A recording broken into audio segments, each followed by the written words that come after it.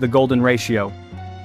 What if the message was not just in the timing, but in the light itself? The Fibonacci sequence is directly linked to another fundamental constant, the golden ratio, an irrational number that's approximately equal to 1.618, also known as phi. Back in the 17th century, the astronomer Johannes Kepler marveled at these divine proportions, believing they revealed the universe's geometric harmony. Now, analysis of the three I/Atlas pulses showed its light wasn't just blinking.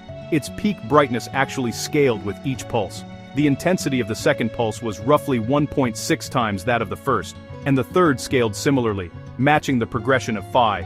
The physicist Roger Penrose has shown this ratio appears in fundamental physics and the geometry of space-time.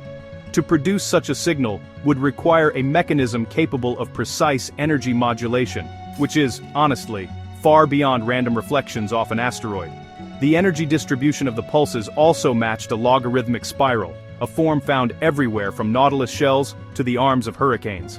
This precise scaling across distance, frequency, and intensity simply could not be a random reflection. It had to be intentionally modulated.